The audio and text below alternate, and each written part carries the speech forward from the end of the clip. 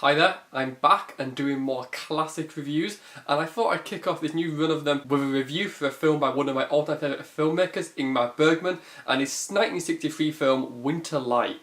So Winter Light is a very personal film for Ingmar Bergman because this film is about religion, it's about specifically a priest or a local pastor, and that's really important because Bergman's father was also a parish priest. So that kind of ties in directly with what Bergman felt like and how Bergman connected to his own father.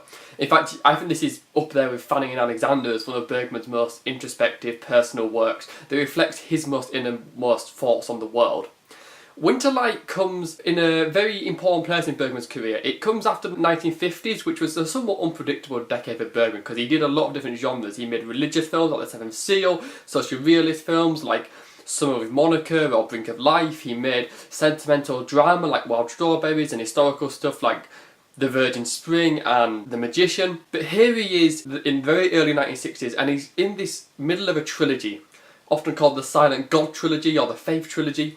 It begins with Through a Glass Darkly, ends with The Silence. Winter Light is in the middle of that trilogy. And they're a trilogy basically of Bergman coming to terms with faith and coming to terms with the idea of where faith stands in a world where God doesn't speak to us, because we do have to accept God from the words of other people. We never hear from him directly, and I think this is the crux of what Bergman is getting at with this little trilogy of his. And if anything, I think not only is Winter Light the best of the trilogy, it's the one that cements Bergman's thoughts on religion. I think every Bergman film after Winter Light that touches on religion only asks questions that are variations of what is asked in Winter Light.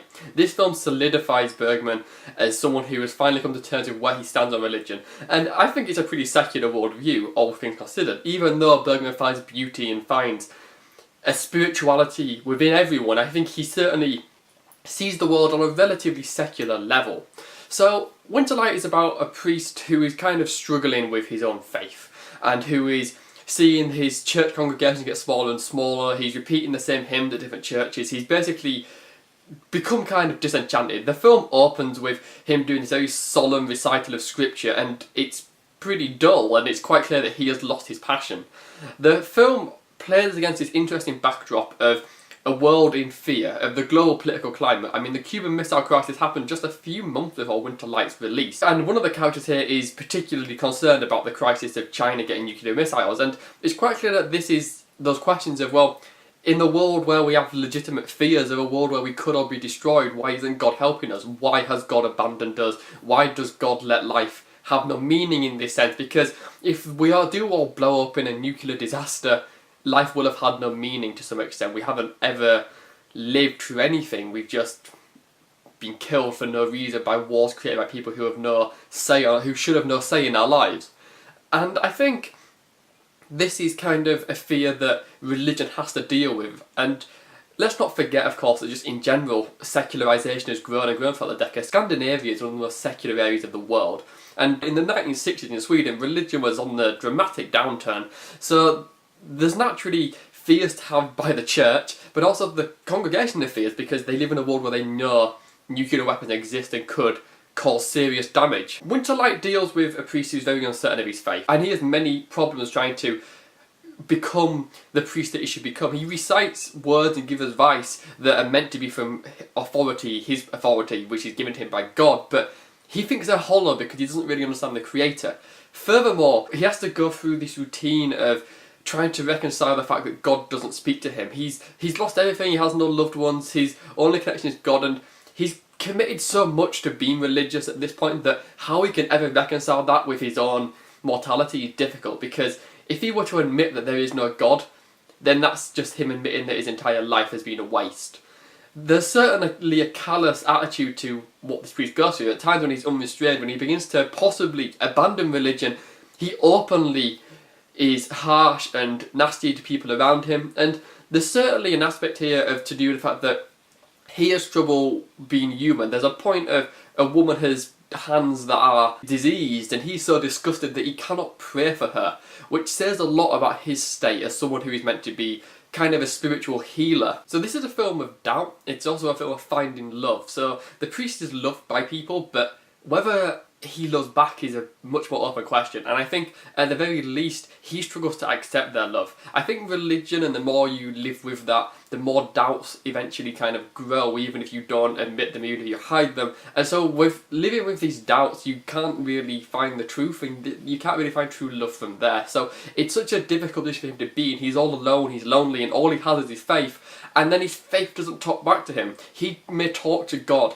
but this is a world with a silent God. God doesn't speak to us directly, and so any conversation with God goes nowhere. It's a one-sided conversation. It's a, he speaks, and then silence. And I think that silence is the thing that defines every second of Winter Light, because this is a film of constant silence, in the sense of, even the characters are talking, they're all waiting to hear from God, and he never responds. And the reality is that in our world, whether you believe in God or not, there's no denying that God doesn't do anything for us. He's silently above us. You don't feel his presence in the same way that you're meant to.